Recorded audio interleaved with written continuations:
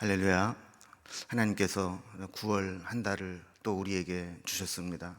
이 한 달을 주님과 함께 또 기도하면서 믿음으로 힘차게 시작할 수 있기를 바랍니다. 찬송가 447장으로 찬송하시겠습니다.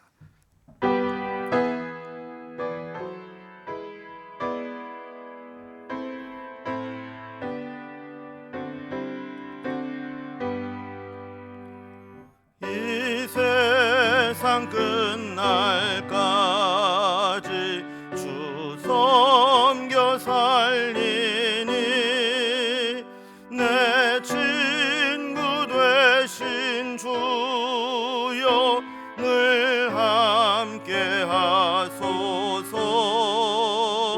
주 나와 함께 하면 전쟁도 겁없고 주 나를 인도하면 늘 안심하리라. 나 주를 따를 때에 주 약속하신 것 그 영광 중에 모두 이루어 주소서. 나 주의 뒤를 따라 섬기며 살리니 그 크신 은혜 속에 날 인도하소서. 이 세상 온갖 시험 내 맘을 흔들고 저 악한 원수들이 안팎에 있으나 주 나를 돌보시사 내 방패 되시고 내 옆에 계신 것을 늘 알게 하소서. 저 영광 빛난 곳을 주 허락했으니 그 허락하신 곳을 늘 사모합니다. 끝까지 쉬지 않고 주 따라가리니 주 넓은 사랑으로 늘 인도하소서.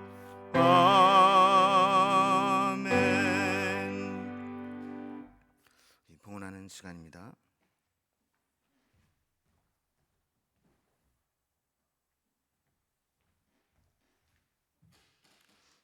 드린 예물을 위해서 봉헌 기도 드리겠습니다. 하나님 아버지, 지난 한 달도 하나님 은혜 가운데 인도해 주시고 저희들에게 새로운 달 9월을 시작하셔서 기도로 믿음으로 한 달을 새롭게 시작할 수 있도록 인도해 주시니 감사합니다. 하나님의 은혜로 저희들이 여기까지 왔음을 고백하며 또 앞으로 우리가 살아갈 9월 한 달도 하나님의 은혜가 끊이지 않고 언제나 우리의 삶 가운데 함께해 주시기를 원합니다. 또한 저희들이 주님께 월삭기도회로 드리면서 우리보다 더 어렵고 힘든 이들에게 우리의 손을 펴서 조금이라도 힘이 될까 하는 마음으로 이렇게 귀한 예물들을 바칩니다. 특별히 코로나로 인해서 힘들고 어렵고 또 광야같이 황량한 그런 시간들을 보내는 이들이 많이 있는데 하나님이 일일이 찾아가셔서 그들을 위로하여 주시고 또한 이 어려움이 빨리 끝나고 잃어버린 만큼 갚아주시는 하나님의 은혜를 경험할 수 있도록 인도해 주옵소서. 저희들이 함께 조금씩 나누어 모은 것들이 그리스도의 사랑으로 함께 전달될 수 있도록 인도하여 주시고 교회의 사명을 잘 감당할 수 있도록 인도해 주옵소서. 우리 모두 이 힘든 시기들을 잘 이겨내고 하나님께 모든 것을 극복하고 난 이후에 감사와 영광과 찬양을 올려드릴 수 있는 날이 속히 올 수 있도록 인도해 주시옵소서. 주님께 감사드리며 예수님의 이름으로 봉헌기도 드리옵나이다. 아멘.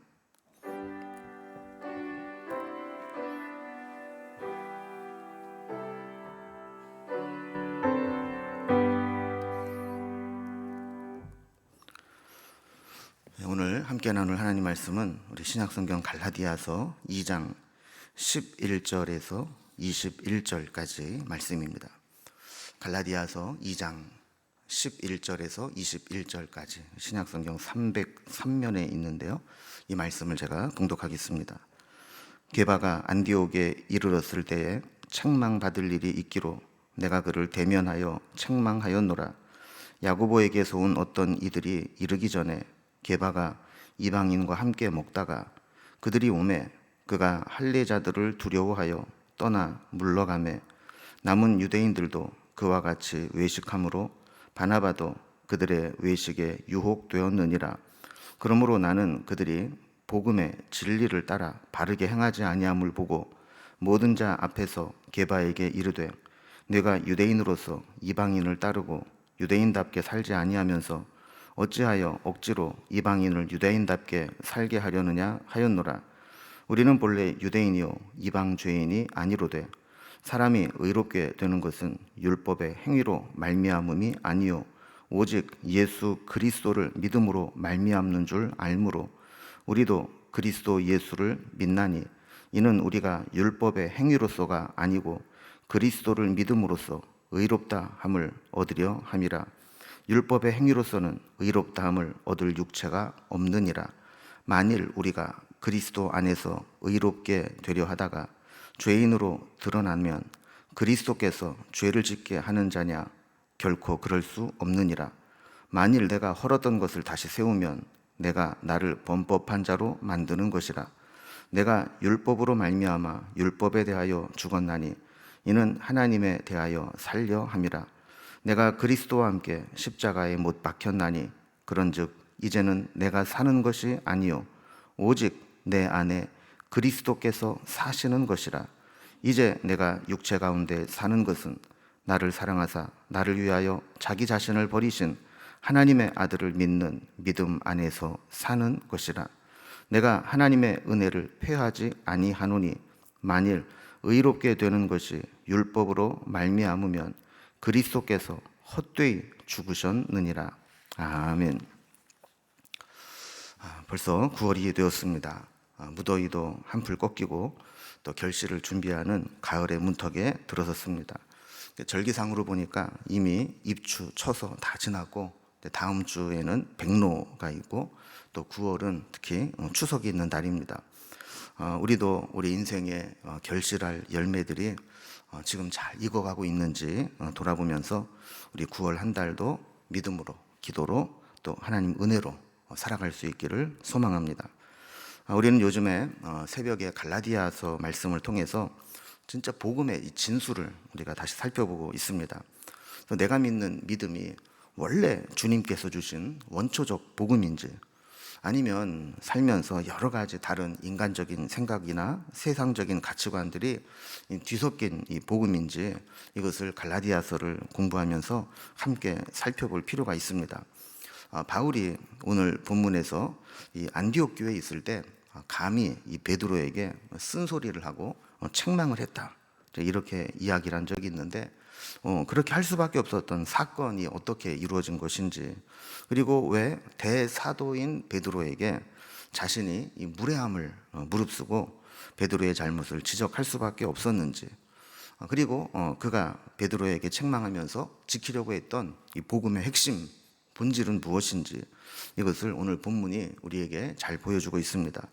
오늘 본문을 좀 단락별로 좀 구분을 해보면 먼저 11절에서 13절까지는 바울이 베드로를 책망했던 사건을 소개하고 있습니다. 그리고 14절에서 19절까지는 왜 베드로를 책망할 수밖에 없었는가 그 이유를 신학적으로 설명을 하고, 마지막 20절, 21절에서는 그렇다면 우리가 이 복음의 진수를 알고 있는, 핵심을 알고 있는 자들은 어떻게 살아야 되는가, 복음에 합당한 삶이란 무엇인가, 이것을 우리에게 교훈해 주고 있습니다. 그럼 먼저 첫 번째 단락, 바울이 베드로를 책망했던 사건을 한번 살펴보려고 합니다. 지금까지 우리가 이제 1장부터 2장 10절까지 이제 살펴본 말씀들을 보면, 이 갈라디아에 나타난 바울은 복음에 있어서 매우 단호했습니다. 심지어는 베드로와도 아주 강하게 부딪히는 것을 불사할 정도였습니다. 근데 사실 바울과 베드로를 서로 둘 사이의 관계를 한번 생각을 해보면, 바울은 베드로를 책망하기는커녕 사실 이렇게 논쟁하는 것조차도 어색할 정도로 차이가 많이 나는, 세상적인 말로 말하면 급이 차이 나는 그런 관계죠. 요즘으로 비유해 본다면, 막 목사 한 수를 받은 자가 이 담임 목사에게 그의 모습의 잘못을 막 지적하면서 막 책망했다, 이런 것과 같은 분위기라는 것이죠. 자, 바울이 이제 그렇게 했던 사건을 하나 이제 소개를 하는데, 이제 11절에 보면, 이제 바울은 이제 뒤에서 이렇게 험담을 한 게 아니고 이 베드로에게 대면해서 책망을 했다, 이렇게 설명을 하고 있습니다. 그러니까 건방져 보이고 또 버릇없어 보일지언정 그가 그렇게 할 수밖에 없었던 이유가 있었다는 것이죠. 그럼 도대체 뭐가 바울로 하여금 베드로에게 경우에 맞지 않지만 그렇게 책망할 정도로 강경하게 대했을까 하는 게 이제 12절, 13절에 나옵니다. 자, 야고보에서 온 어떤 이들이 이르기 전에 게바가 이방인과 함께 먹다가 그들이 오매 그가 할례자들을 두려워하여 떠나 물러가매 남은 유대인들도 그와 같이 외식함으로 바나바도 그들의 외식에 유혹되었느니라 그랬습니다. 11절부터 말씀을 보면 베드로가 안디옥에 온 적이 있습니다. 근데 안디옥에서 이 베드로는 이방인과 함께 식사를 하고 있었습니다. 그러니까 베드로가 이방인에게 이렇게 열려 있을 수 있었던 이유는 그가 이미 그 하나님으로부터 그 환상을 보지 않습니까? 고넬료의 집에 보냄을 받을 때 위에서부터 내려온 부정한 것들 하나님께서 먹으라 그러면서 이것이 이방인에게 가라 하는 사인이라는 것을 알았기 때문에 이 베드로는 이방인에게 가서 함께 교제하는 것을 그렇게 문제시하지 않았습니다. 그런데 야고보에게서 어떤 사람들이 왔다는 소식을 듣게 되자 할례자들을 두려워하여 그 자리에서 떠나 물러갔다는 겁니다. 그러니까 이게 베드로 한 사람의 문제가 아니고 그 파생되는 사건이 함께 남아있던 유대인들도 그들과 함께 그 외식하는 자가 되었고, 심지어는 바나바도 그들의 외식에 유혹되었다, 이렇게 이야기를 하고 있는 겁니다.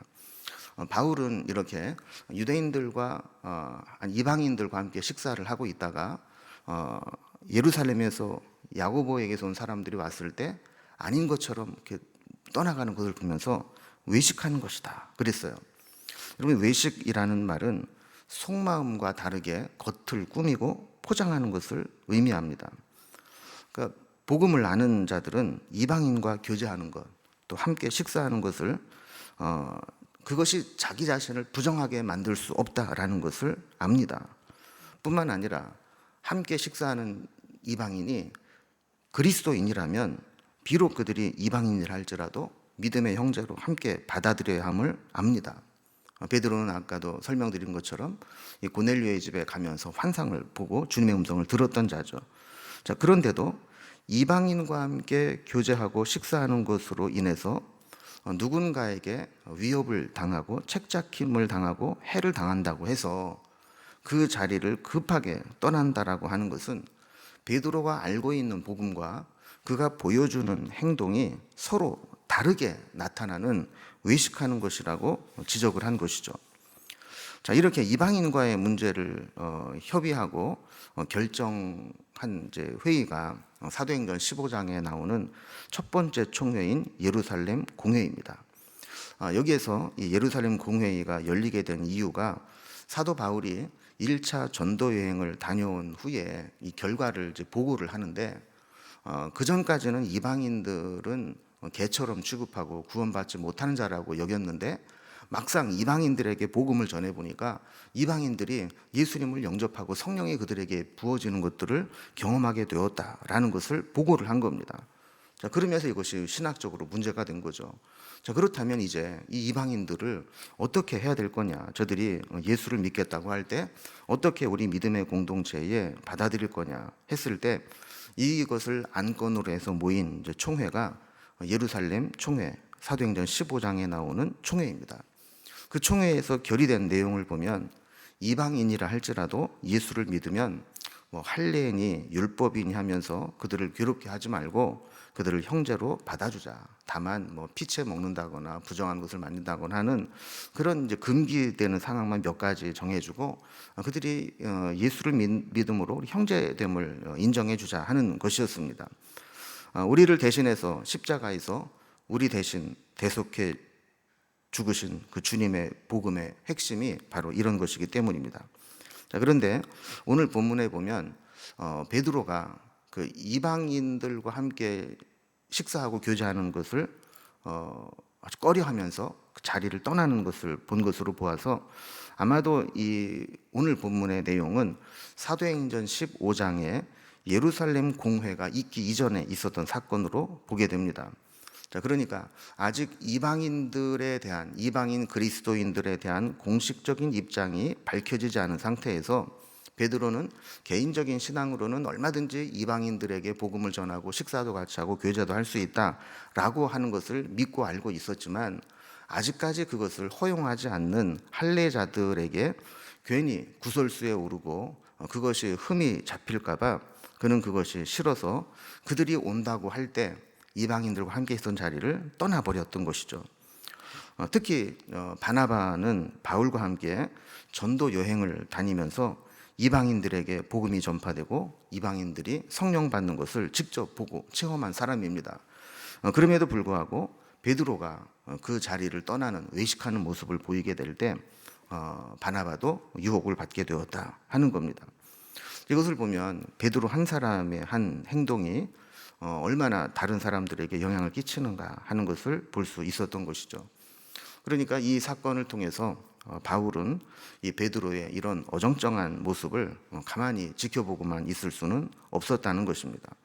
자, 그래서 이제 크게 두 번째 단락으로 보면, 자, 이러한 사건들을 보면서 이 바울이 베드로를 책망했다 그랬는데, 왜 책망을 할 수밖에 없었는가? 14절 이하에 보면 바울이 베드로를 책망한 구체적인 이유를 밝히고 있습니다. 먼저 14절을 보면, 그러므로 나는 그들이 복음의 진리를 따라 바르게 행하지 아니함을 보고 모든 자 앞에서 게바에게 이르되, 내가 유대인으로서 이방인을 따르고 유대인답게 살지 아니하면서 어찌하여 억지로 이방인을 유대인답게 살게 하려 하였노라 그랬어요. 이 말은 한마디로 말하면 베드로의 일관성 없음을, 그가 믿는 것과 행동함에 다른 것을 지적한 것입니다. 여러분, 사실 유대인들이라고 해서 모든 율법을 100% 완벽하게 다 지키지 못합니다. 율법을 다 지키지 못하는 것은 유대인이나 이방인이나 다를 바가 없습니다. 그런데 자기도 지키지 못하는 이 율법을 새롭게 예수를 믿고 믿음의 공동체로 들어오는 이방인들에게 너희들은 율법을 다 지켜라, 그래야 구원받는다, 이렇게 할례나 율법 준수를 강요하는 게 말이나 되냐는 거예요. 유대인인 우리도 다 지키지 못하는데 이방인들에게 그 율법을 다 지키라고 강요하는 거, 억지로 유다인답게 살게 하려는 것, 이건 말이 안 된다는 것이죠. 15절에 보면 우리는 본래 유대인이요 이방 죄인이 아니로되 그랬습니다. 그러니까 바울과 이 베드로는 본래 유대인이라 그랬어요. 그럼 여기서 본래 유대인이라고 하는 것은 이방인이었다가 유대인으로 개종한 사람들이 있거든요. 이런 유대인 출신으로 이방인 출신으로 유대인으로 개종한 사람이 아니라 그는 태생부터 본래부터 혈통이나 가문에 있어서 타고난 순수한 유대인이라는 겁니다. 자, 바울이 이런 말을 하고 있는 것은 바울도 베드로처럼 유대인으로서 살아오고 있고 이방인이 아니기 때문에 어쩔 수 없이 유대인으로서 이방인을 대하는 편견이 있고 이방인을 대하는 유대인의 장막이 있을 수밖에 없었다는 것이죠. 그런데 그는 그 인종의 장벽을 복음으로 허물어 버리기를 원하는 겁니다. 그래서 16절에 보면 사람이 의롭게 되는 것은 율법의 행위로 말미암음이 아니요 오직 예수 그리스도를 믿음으로 말미암는 줄 알므로 우리도 그리스도 예수를 믿나니 이는 우리가 율법의 행위로서가 아니고 그리스도를 믿음으로써 의롭다함을 얻으려 함이라. 율법의 행위로서는 의롭다함을 얻을 육체가 없느니라 그랬습니다. 여러분, 이 말은 어떻게 보면 유대인으로서 하는 양심 선언 혹은 내부 고발과 같은 것입니다. 그러니까 이 밖에 있는 사람들은 안에 있는 이 상황을 잘 모르기 때문에 겉에서 볼 때 의혹은 가지고 있지만 그 실정을 증명하지 못해서 이 본질을 다루지 못하는 경우가 있습니다. 자, 그런데 그때 만약에 내부의 아주 핵심 관계자가 그 사실을 폭로하고 양심 선언이나 내부 고발을 하면서 그 실증적인 부분들, 본질을 다루면서 그것에 문제를 제기하게 된다면 그때 이 문제는 적나라하게 드러나게 되는 것이죠. 그래서 바울도 지금 베드로나 이 갈라디아 교인들에게 지금 이야기를 하는 겁니다. 자, 우리가 율법도 알고 있고 복음도 알고 있는 자로서 한번 솔직하게 한번 얘기해 보자는 거예요. 우리가 의롭게 되고 구원받는 것이 율법의 행위 때문에 그런 것인지 아니면 예수 그리스도를 믿는 믿음으로 구원받는 것인지 그거를 생각해 보면 답은 나와 있다는 겁니다. 율법의 행위로, 다시 말하면 율법의 모든 조항을 완벽하게 지킴으로 구원받을 수 있는 사람은 한 사람도 없기 때문에 하나님께서 구원받는 길로 복음의 길을 열어놓으셨다라는 겁니다. 자, 그렇다면 우리가 그동안 아무리 하려고 해도 하지 못했던 율법, 그거 내려놓아야지. 그 율법에 매여서 이방인 그리스도인들을 배척하고 유대인이 아니라는 이유로 차별하고 구별하고 구원에서 제외시키려고 하는 것은 말이 되냐는 겁니다. 그러면서 17절에서 이렇게 되묻습니다. 만일 우리가 그리스도 안에서 의롭게 되려 하다가 죄인으로 드러나면 그리스도께서 죄를 짓게 하는 자냐? 결코 그럴 수 없느니라 그랬어요. 그러니까 복음으로 구원받는다는 사실을 강조하게 될 때 어떤 사람들이 거기 반박하면서 그렇게 얘기한다는 거예요. 그래, 그럼 행함으로 구원받는 게 아니고 믿음으로 구원받는다고 치자. 그래서 저 사람이 믿음으로 구원을 받았다고 하는데 그 사람에게 있어서 그 사람의 죄가 드러나고 그가 죄인으로 입증된다면 결국 그리스도께서는 구원한다고 하면서 그 죄를 인정하고 죄를 짓게 하는 것이 아니냐, 이렇게 지금 되묻는 사람들이 있다는 거예요. 이 질문에 대해서 바울은 결코 그럴 수 없느니라 그랬어요. 믿음으로 구원받는다는 것이 죄를 짓게 만드는 것이 아니라 복음과 은혜는 우리를 죄인으로 만드는 것이 아니고 우리의 힘으로 죄의 문제를 해결할 수 없는 것을 복음으로 해결해 주는 것이다, 이렇게 이야기를 하는 겁니다.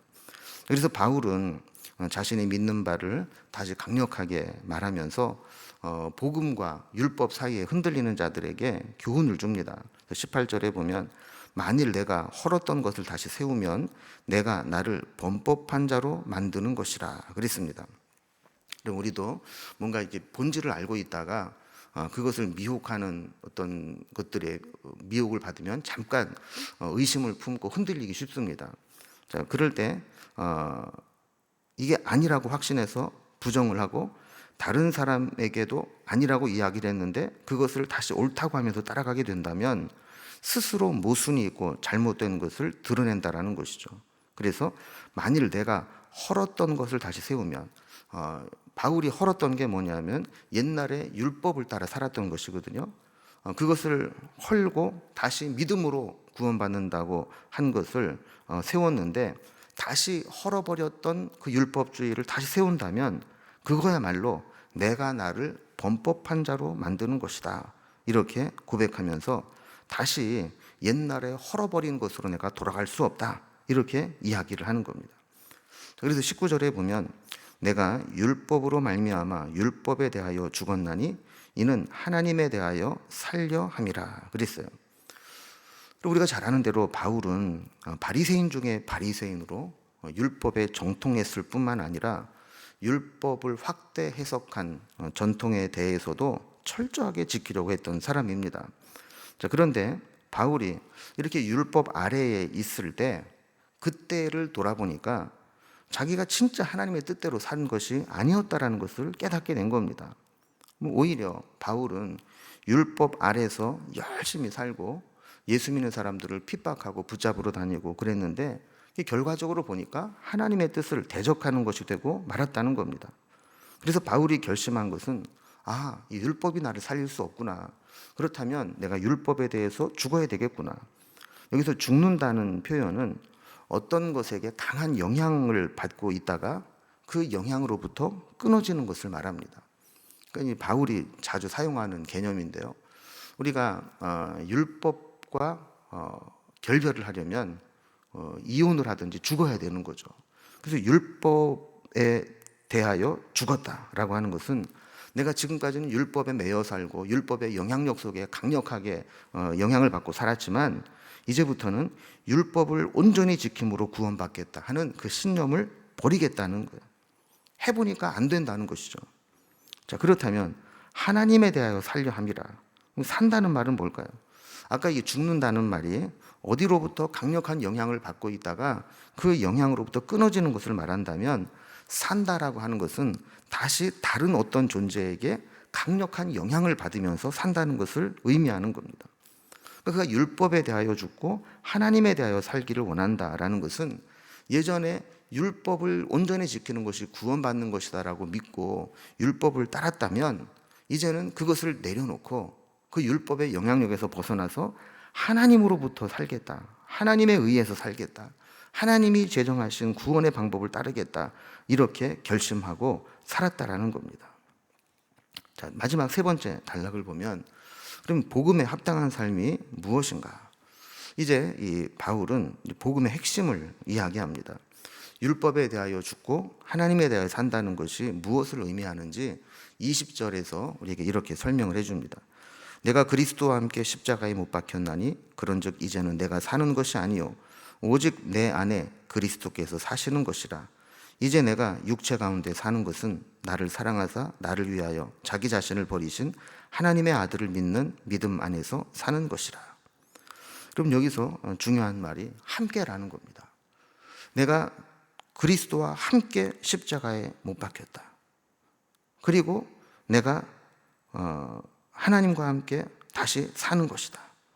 이게 복음이라고 하는 것은 한마디로 말하면 그리스도와 연합하는 것입니다. 율법에 연합한 것이 아니라 그리스도와 연합하는 것. 이 연합은 단순히 어떤 도움을 받는 정도가 아니라 내가 그리스도와 일체감을 갖고 완전히 하나가 되는 것입니다. 내가 그리스도 안에 그리스도께서 나를 통해 살아가시는 것, 이것이 복음입니다.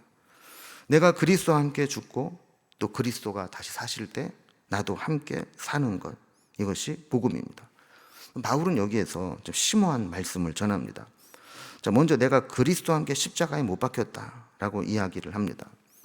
여러분, 우리가 십자가에 대해서 오해하고 잘못 생각하고 있는 것 중에 하나가 뭐냐면 내 대신 예수님께서 십자가를 다 지셨기 때문에 나는 십자가와 상관이 없다. 그래서 십자가는 다 주님께 떠맡겨버리고 나는 영광만 받으려고 한다라는 것이죠. 죄 없이 예수님이 십자가를 지신 것은 나를 위한 십자가이고 사실 더 나아가서는 내가 죽어야 될 십자가라는 것이죠. 근데 내가 죽지 않고 예수님이 대신 죽으셨다는 거예요. 그러니까 십자가에는 예수님이 달리셨지만 사실은 내가 죽은 것이라고 여겨지는 것이죠. 그래서 나도 그리스도가 십자가에 달리셨을 때 나도 같이 달린 것이고 예수님이 십자가에서 죽으실 때 나도 그때 죽었다. 내 옛 자아가 완전히 죽은 것이다. 이것이 되어야 복음의 핵심을 안다는 겁니다. 뿐만 아니라 이제는 다시 살아나야 됩니다. 우리가 방금 우리가 그리스도와 함께 죽었다 그랬는데 우리는 지금 안 죽고 살아 있잖아요. 자, 그렇다면 이제 내가 살아 있을 때 내가 사는 것이 아니다라는 거죠. 내가 죽어야 되는데 누가 내 대신 죽어서 내가 살아가고 있다면 사실은 나의 대신 죽은 분에게 얼마나 사실 미안함과 죄송함이 있겠어요. 그러면 정말 정상적인 사람이라면 내가 죽어야 될 때 내 대신 죽어주신 분이 있다면 그분이 살아계시다면 어떤 삶을 살았을까? 그분이 내 대신 죽으면서 나에게 어떤 삶을 살기를 원하실까? 이거를 생각하며 사는 게 정상적인 삶이 아니겠느냐 하는 것이죠.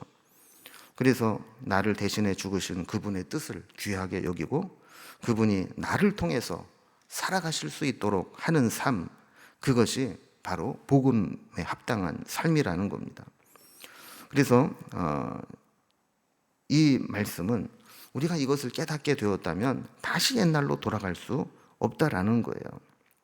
자, 그래서 21절을 보면은요, 내가 하나님의 은혜를 패하지 아니하노니 만일 의롭게 되는 것이 율법으로 말미암으면 그리스도는 헛되이 죽으셨느니라 그랬습니다.